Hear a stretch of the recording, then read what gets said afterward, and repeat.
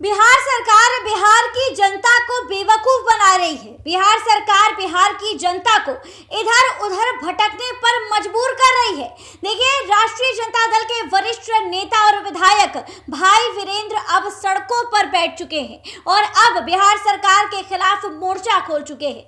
नमस्कार, आप देख रहे हैं देशवा न्यूज और मैं हूं आपके साथ अर्जुन तिवारी। देखिए, कुछ लोग जो हैं वो अनशन पर बैठे हुए हैं और इसी बीच भाई वीरेंद्र उनसे मुलाकात के लिए पहुंचते हैं और बिहार सरकार को चारों तरफ से घेर लेते हैं। ये कहते हुए नजर आते हैं कि बिहार की पढ़ी लिखी जनता को सरकार बेवकूफ बना रही है। वो क्या कुछ कहते हुए नजर आ रहे हैं, आपको उनके बयान के साथ छोड़े जाते हैं। All PhD holders and research scholar association Bihar के द्वारा जो अपनी मांगे हैं उसको UGC का जो नॉर्म्स है उसके अनुसार उसको मानते हुए ये लोग अनशन पर बैठे हैं और सरकार नहीं मानना चाहती, अपना मनमानी करना चाहती है। जो उम्र सीमा होना चाहिए 55 उसको 43 करने का सोच रही है। ये लोग को सारी बात जानकारी हुई है। हमारे जो PhD होल्डर्स हैं उनके भविष्य के साथ खिलवाड़ किया जा रहा है बिहार के लोगों के साथ। ये यहाँ तो डोमिसाइल नीति लागू नहीं है, ये तो गलत बात है।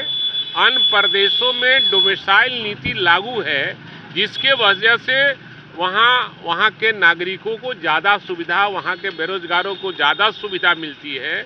वहाँ दूसरे राज्यों का हवाला देकर इस राज्य के साथ अन्याय कर रहा है लोग।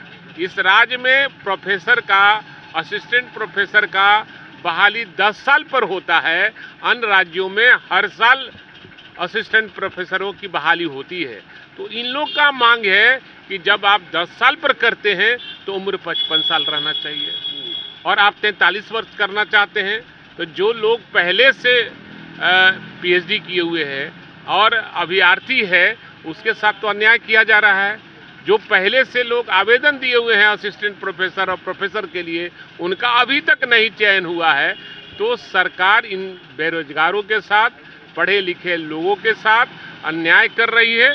ये अनशन पर हमारे भाई लोग बैठे हुए हैं जो PhD होल्डर्स हैं, ये अनशन पर हैं। हम इनके अनशन के साथ हैं और इनके मामले को लेकर कल महामहिम राज्यपाल महोदय से मैं मिला, अपनी बात को कहा, लेकिन वो भी नहीं लगता है कुछ समझ पाए हैं।